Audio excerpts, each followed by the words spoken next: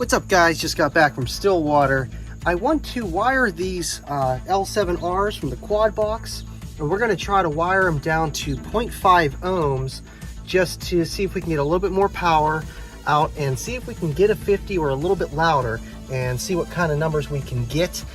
You know, I know the CX43s are 2 ohm stable, and I know this is really pushing it, but I want to see if I can get a couple more 100 watts out of each, and if I can, in theory, I could get a 150 or close. So we're gonna see what kind of score we can get, and let's get these apart and wire these guys up. Beautiful. And over here, we got the L7Rs sitting right here.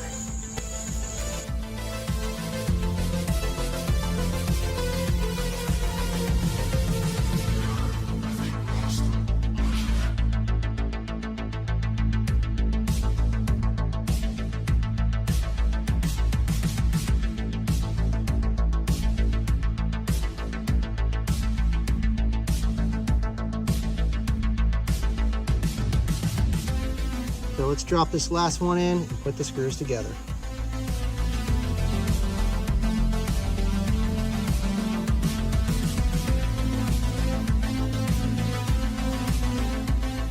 It's a couple hours later. I'm up at my favorite place, Walmart, and I got the quad box all wired down to 0.5 ohm on each terminal on each CX43, the 2 ohm 1800s.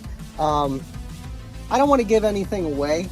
I had to do some testing first, and boy, did I have to roll into it so slow. What I'm doing is not what the amp wants to do, and it has a bunch of protection software, so you know, so it doesn't blow up.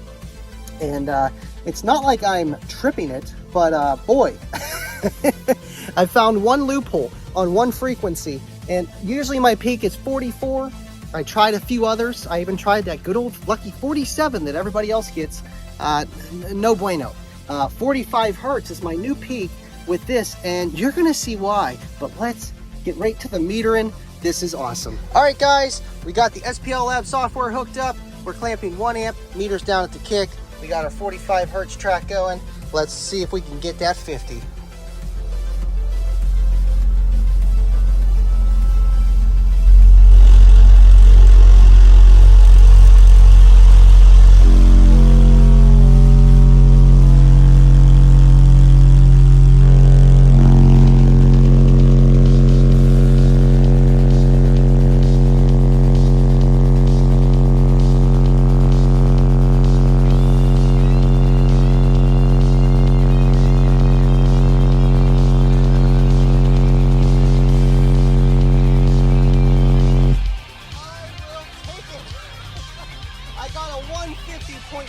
Off camera, and then I did it a second time. I got a 150 again and a 150 a third time. So I think it's just the subs that are heating up.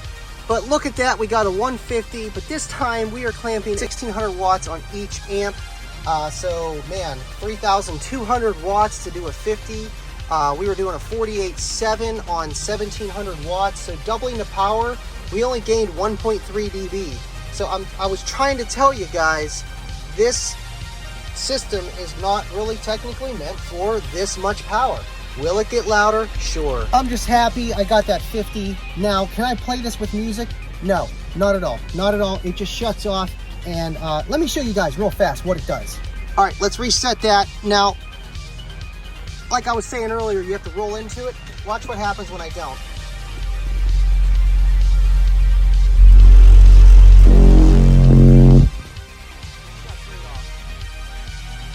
It'll come back on.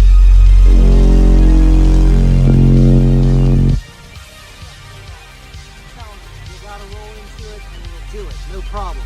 Now, can you play music? No, not really. Lower frequency.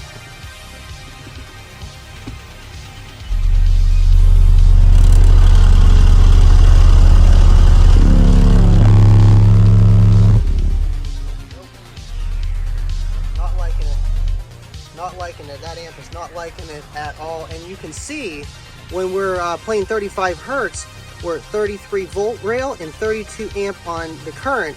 and that's pretty much 1 ohm, just a hair above, and we're clamping 1,000 watts, and that's the whole point of doing this. As I did math, I was trying to figure out with box rise, and I knew that I rose around 1.5, or no, well 1.5 would be what I'm doing now, times 3 as my starting DC resistance, and the impedance rise, the box rise, all that fun stuff, was times 3 on each amp.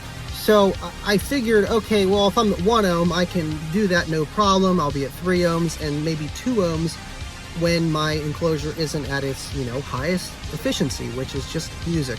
And but I'm not at that. I'm at 0.5, so I'm even lower. And to get to that 2 ohm rating and what it's stable at, I'm never going to see that. My rise is not even times 4. So I was like, okay, maybe I can just get a little bit more out of this. And that's where it comes down to, the amp's only going to put out so much current. On the Unmasked show, me and John were talking about it, and I talked to him and Jeremy Brown, and I was like, do you think it'll be okay? Because I know I could probably get more power out of it. My rise is times 3. I'll start at 0.5. I'll rise to 1.5, and I should be able to get more rail voltage before it stops me at the peak at 32 or 33 amps on the amp side right there on the current. So I forget the number exactly, but it'll probably be around 40, 50 volts, and then multiply the 2, and that's how much power we were doing earlier. And the rise was a little bit higher than I was expecting, which is good. And that's why we were able to clamp 1,600 watts out of each one. I was just trying to get 1,000 to 1,200. As you can see, we can still get 1,000 out of each one, which is still more than what I was doing before, but a lower frequency. A lot of variables. I don't want to confuse you guys, but this is not what I would recommend to do on kicker amps or any system. But these kicker amps, they shut off, they come back on. They shut off, they come back on. That is what they do in R&D and testing, and they make sure that these amps, you know, with the right electrical, they're going to take abuse. And I'm not telling you guys to do this, but if you're going to want to try to do SPL and you're going to want to try to get most power out of your amplifier, which everybody does, I tell people, get a bigger amp. But if you want to do this, do it with kicker amps, because they're not going to catch on fire, and they're going to last. I don't recommend doing it. Now, can I play this in my car and play music? No, I really can't. Unless I roll into it slow on one frequency, it's just not going to work, which is just crazy. I tried 44 hertz, and it just wasn't doing it. I'm like, man, what is going on? I mean, maybe after I can try 44 hertz and slowly roll into it like I did before, but the main goal of wiring these subs down was to get a 50, and I got it. So I'm probably going to invest in the CXA 46s 1800s, the newer ones. They're 1 ohm stable, and knowing that I'm at 35 hertz, I'm at 1 ohm, I should be totally fine on that amp, even full tilt boogie. I don't think the impedance is going to drop much lower than that, but you know, at the end of the day, it'll just be a little bit better even to have newer amps. And with, you know, 3 years of you know, experience of just, you know, having the amplifier and knowing what it can do, and revamping it like they did, I'm sure the 46 has its pros with that, it just in general. And my 360.4 is a 46, so might as well have all matching, but I wanted to do with what I had. Eventually I will throw a KXA 2400.1 in here, and that'll be great. Man, I'm happy. I got a 150 with the quad box, which everybody did, and here we go. I got the 150, man, at 45 hertz, slower than everyone else. So I'll take that. I will take that with the win. And as always, guys, thank you so much for watching. Shoot, next step is, I don't know, maybe a little bit more electrical in here, and who knows. But either way, I'm so happy with these results. The time spent was worth it. And my estimation skills, on point. I will see you guys next time. Thank you to all my Patreons. Stay living loud. I'll see you on the next one.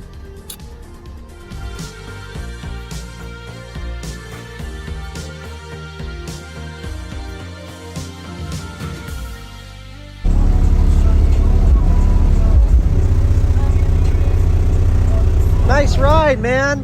We thought we'd steal this car for the minute. So it's a little cramp back there. Oh. That's where it all started. Yep.